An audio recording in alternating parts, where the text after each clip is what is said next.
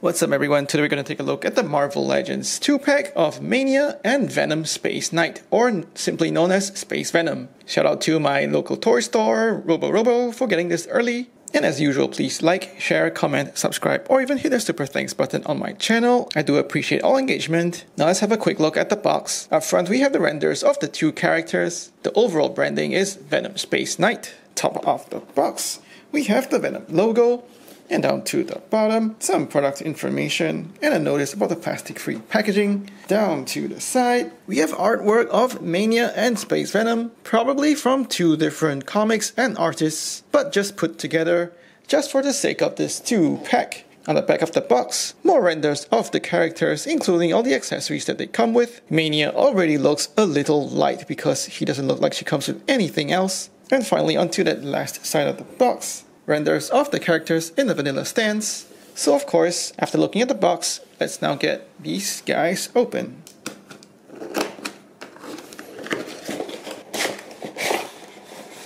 Out of the box, the figures are held in place by a cardboard insert. Just simply removing all these inserts, we have the accessory bag for Venom Space Knight. We have Venom Space Knight.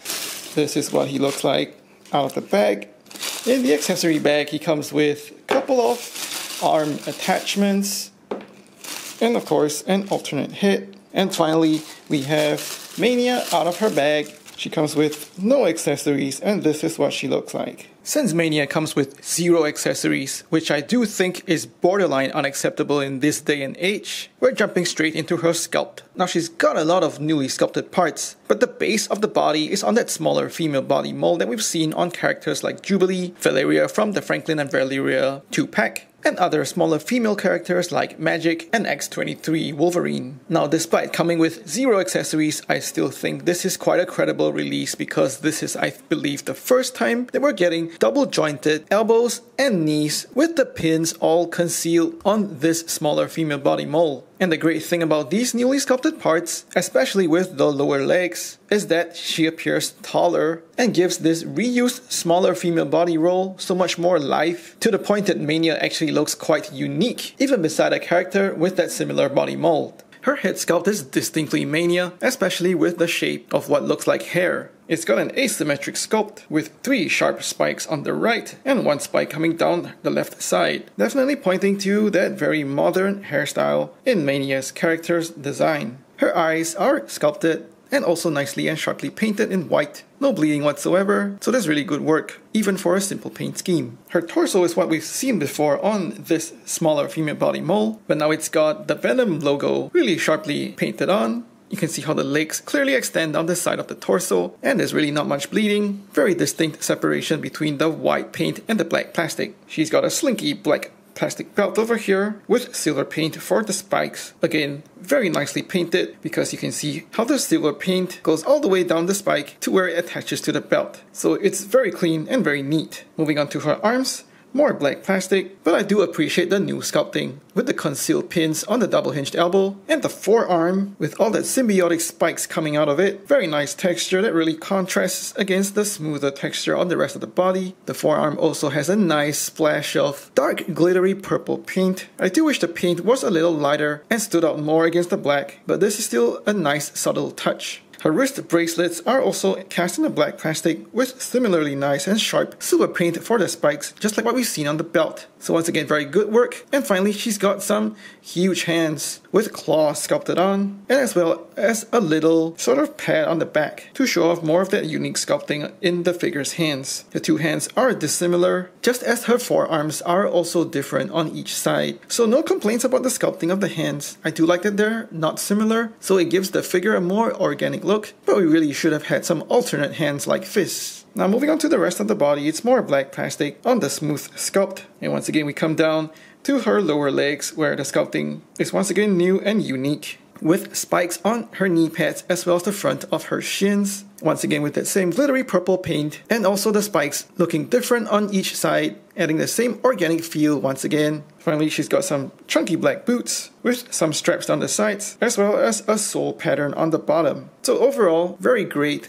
sculpting work and new parts on the figure that really makes Mania look very unique despite a couple of reused parts on her torso. Now we move into articulation. She's got a ball hinge at her neck, so that goes 360 and allows you just a very little bit of sideways tilting, and that hinge gives you good range down as well as up. Swivel hinge at the shoulders for 360, and it feels like a soft detentor all the way around, as well as coming out very far. Upper bicep swivel for 360 spin. Concealed pins on the double hinged elbows that get you fantastic range. So this is really great for a character like Mania when she uses her hands and claws. Swivel hinge at the wrist for 360 spin, as well as articulating in and out. Mid-torso ball joint, so that lets you spin her 360 and also gets you some sideways tilting, very limited tilting going forward, and just that much backward. This is expected because it's on the same smaller female body.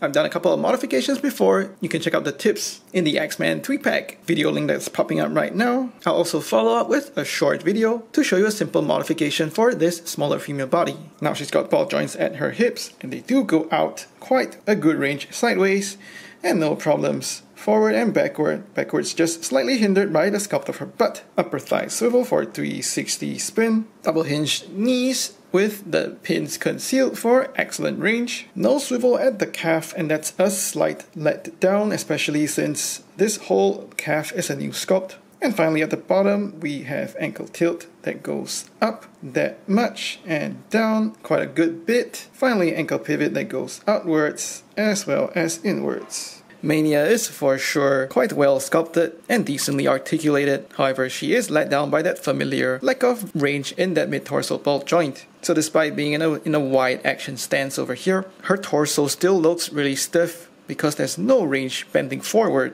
However, with the torso modification, you should be able to get much more range bending forward like Jubilee over here that I've already modified. I really do wish she would have come with an unmasked hit, but I can't really think of one from existing Marvel Legends figures to swap with. As for her hands, you can probably use some regular black plastic female hands from characters like Yelena Black Widow or even the regular Black Widow, and these do size up quite nicely with the action figure. Base Knight Venom comes with 2 arm attachments, and these are cast in black plastic. They've got quite an organic feel to them because of the textures and the different swirls that replicate the symbiotic material. On the larger attachment, you can see where all that symbiotic material is kind of stretching out from the main body of that weapon. And this bigger arm piece is disappointingly hollow on the back. I'm actually fine with this being hollow, just not with these gaping holes. It just really kills the aesthetic and limits the possibility of you posing this. I understand why it's hollow, first of all to save cost, and next of course is so that he can hold his weapon up and not mess with the balance of the figure. However, Hasbro should find some way to cover this up. Next up on the smaller weapon, he's got a couple of teeth sculpted into the inside of this weapon, which looks quite cool, kind of like the inside of a crab's pincer. And once again, I do like how there's an organic kind of feel to the texture of this weapon as well. And if you look closely on the inside of the smaller weapon, there's L1 sculpted on the inside, presumably to show you this goes onto his left hand, while on the larger one there's R2 on the inside to go onto his right.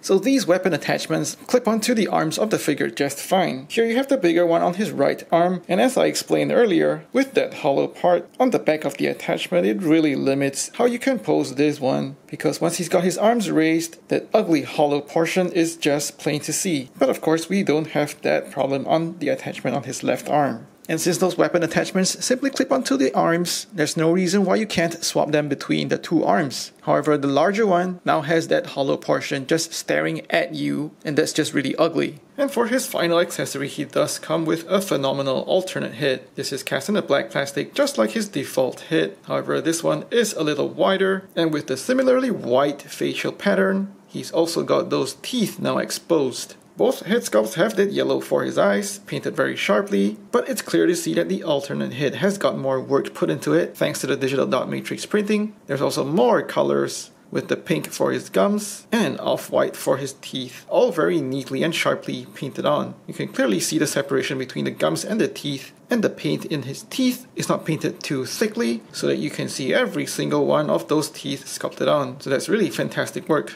The rest of the alternate head is just a plain black plastic with a couple of ribs sculpted down the back for a more armored look, as well as the smooth top of his head with a couple of lines in the paneling. And that really mirrors the sculpt on the default head. with the panels in the mask down the front, and also likewise that smooth detailing down the back, as well as the top of the head. So overall, I do like this alternate head. The alternate head is hollow on the inside. Once again, this is Hasbro saving on plastic, which I honestly don't have a problem with, because this keeps the head light and doesn't mess with the balance of the figure. And of course, this head also pops on nicely onto the figure, looking wider than the default head sculpt, but nonetheless still proportional to the rest of the body, and is definitely a more menacing look to Space Knight Venom. Now in terms of sculpt, of course, we knew this already. The Space Venom is just a complete re-release of the Build-A-Figure, except with a couple of differences in paint applications. The sculpt is completely the same, and the applications of the white paint from the logos down to the paneling is all exactly the same. The head sculpt is similarly nicely sculpted and painted with the sharp applications from all angles on both figures. But coming down to the torso, I think the older one is